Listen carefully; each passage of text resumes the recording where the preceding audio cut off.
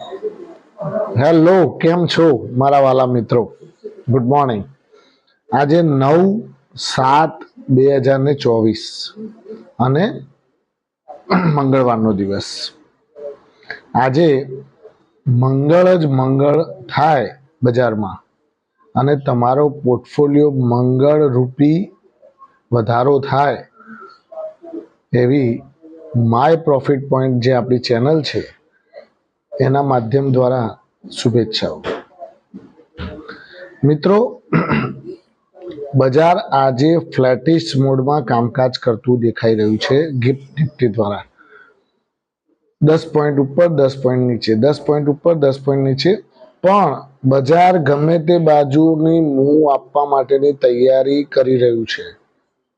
કાં તો નીચે ફેંકશે, કાં તો ઉપર ફેંકશે. બજાર અત્યારે હાલ કન્સોલિડેશન મોડમાં છે. એટલે કન્સોલિડેશનના જે મોડ દરમિયાન અત્યારે જે ઇન્ટરનલ સ્ટ્રેન્થ બહુ પાવરફુલ છે.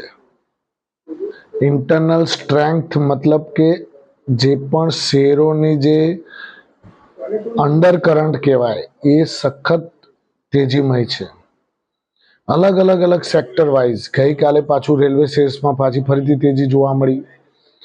શુક્રવારે ફરીથી એમાં પણ તેજી જોવા મળી હતી. એ જ પ્રમાણે ડિફેન્સ શેરોમાં, શિપિંગ શેરોમાં તમે જુઓ જબરદસ્ત તેજી જોવા મળી. ગઈકાલે પાછી તમે જોઈ ખેડૂતને લગતી બજેટમાં જે પણ હવે નીકળીને આવવાનું છે, બિયારણ, દવાઓ, ખેડૂતને લગતી ખાતર, આ બધા શેર્સમાં તેજી ગઈકાલે જોવા મળી. આરસીએફ તમે જુઓ 10-12% જેટલું પ્લસ. અલગ જે પણ સેક્ટર વાઇઝ જે શેરો છે, ગઈકાલે આના જે શેર્સ હતા ખેતીવાડીને લગતા, પેસ્ટિસાઇડ્સને લગતા, એમાં તેજી જોવા મળી. મિત્રો, તમે જે પ્રમાણેનું અત્યારે હાલ મુવમેન્ટ જોઈ રહ્યા છો એ મુવમેન્ટમાં આપણે અત્યારે ફક્ત એક જ વસ્તુ કરવાની કે આપણે જે પોર્ટફોલિયો છે એમાં ઇવેલ્યુએટ કરતા રહેવાનું. સારો પ્રોફિટ થતો હોય થોડો એકદમ નહીં વેચી દેવાનું. હું કહેતો તમને 10% કરીને તમે આપતા રહો, કારણ કે બજાર છે ભાઈ, ગમે ત્યારે ગમે તે વસ્તુ બની જાય. સારું તો છે જ, આપણે પોઝિટિવ વિચારીને જ ચાલવાનું. સારું જ છે, પણ પ્રોફિટ થાય છે તો કેમ ન લઈએ? માન લો કે તમે કપાસ વાવેલું છે, કપાસનો ભાવ 1200 રૂપિયા ચાલી રહ્યો છે, પણ કપાસનો ભાવ અચાનક 1350 રૂપિયા થઈ ગયો, તો તમે એ વખતે પાછા એવું ના વિચારતા કે સાલું પાછું હજી 1500 થાય ત્યારે વેચું. ત્યારે જે તમારી પાસે 100 મણ કપાસ હોય તો 10 મણ કપાસ 1350 ભાવે આપી દેવાય ભાઈ. તો 150 રૂપિયા તો બીજો નવો નફો થયો ને તમને. આવી રીતે વિચારો. પછી પાછો 1400 થાય તો પાછા બીજા 10 મણ વેચો, 1450 થાય તો પાછા બીજા 10 મણ વેચો. આ રીતે તમારા ખિસ્સાની અંદર પ્રોફિટ આવવો જોઈએ, એ જ આપણો મર્મ છે. માય પ્રોફિટ પોઈન્ટ જે આપણી આ ચેનલ ચાલે છે એનો એક જ મર્મ આપણે રાખેલો છે કે આપણા ખિસ્સામાં પ્રોફિટ આવી જાય. બસ, પ્રોફિટ આપણા ખિસ્સામાં આવવો જોઈએ રેગ્યુલરલી.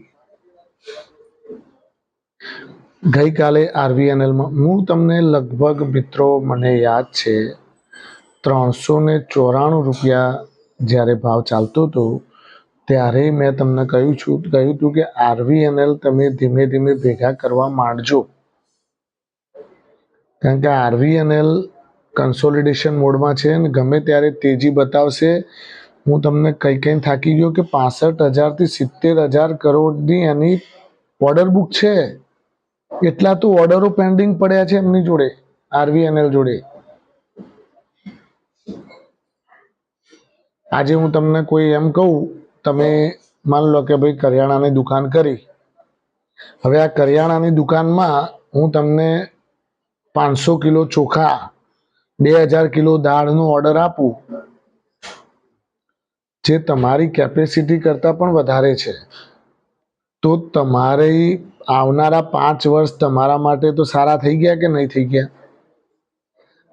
કે ભાઈ 500 કિલો ચોખા, 2000 કિલો દાળ, 20,000 કિલો ઘઉં,